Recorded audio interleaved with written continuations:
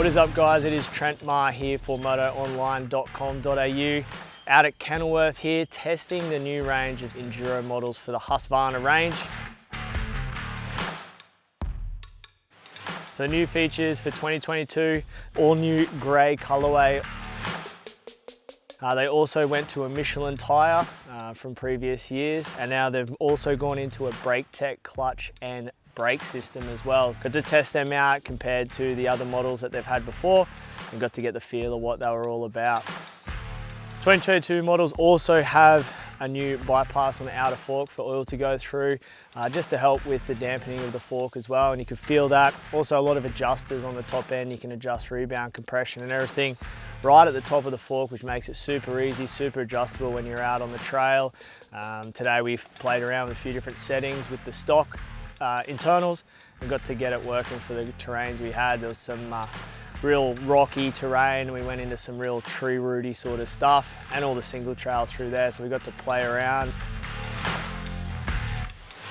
They also have the 2 map settings as well as a traction control built in as well, so getting to play around with that today.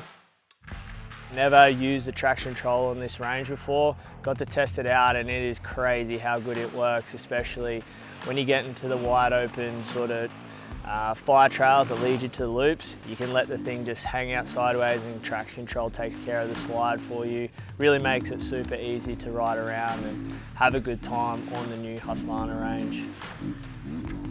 New brake tech, clutch and brake system, the first time it's been rolled out on the Husqvarna range. Definitely no difference between the Magura it had in 2021 to the 2022 model. It's got the same feel, same characteristics, same performance from my feeling. You wouldn't tell the difference between the two, and the tests have shown that as well through the Austrian brand, and definitely didn't feel any difference in performance, in feel and in comfort as well.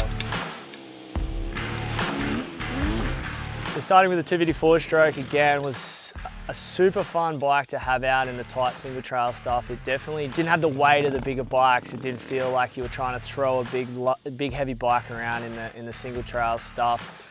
Definitely needs a little bit more power for my weight. I'm a slightly heavier guy and you can definitely feel the lack of power in there. But I'm sure if you know, a bit of a map setup and maybe a slip-on exhaust, that give you that little extra punch. But the general feeling of the bike through the single trail, it tracked where you needed it to go. It was light, you could hop it up over logs and rocks with ease. The 354 stroke, again, something different for me in the Husqvarna range, and it didn't disappoint. Have the same characteristics as the 250. You could definitely maneuver it around. Had that little extra punch that you need, that you're sort of searching for when you get that 250 bike underneath you. The 350 has that there. The one thing I did notice with it though is it kind of was in between gears for me. Having it a gear down, it sort of run out of steam, and then when I shifted up, it kind of didn't have enough to pull it. So more of a gearing alteration, but again, that's sort of depending on your weight and your stature as well and the way you ride. I like to shift my bike up a gear and just let it lug its way through the trail. That was just the one thing that I found with the 350, but other than that, the 350 motorcycle was so easy to ride, so epic. It had the characteristics and lightweight feel of the 250, but with the power of a 450 through the trails. Moving on to the 450, I fell in love with the 450 Husqvarna. It was the same. It had the same characteristics. All 3 bikes felt very similar underneath you. It was very hard to distinguish when you're riding them which one was which, except for when it comes to the power. The 450 was very, very mellow. It didn't hit as hard, and with the 2 different maps, chopping and changing between the more aggressive map to the lighter map, you could tell the difference, and then you bang that traction control on and it just really made the bike super rideable. And maneuvering through the tighter stuff is where I thought it would probably lack, but it actually felt just as good as the smaller models of bike. The adjustability on these bikes makes them so easy to set up to the way you want to ride it. And again, the brake tech, clutch and brake system, the performance on that, I didn't even notice a difference from the previous models. So 450 was just as good. It was probably my pick of the bikes today, as I had a lot of fun on it. Especially we had some sections of fire trail that had some jumps on it, and the big 450 kind of could hop your way up the hills pretty quickly. So pick of the bike for me was the 450.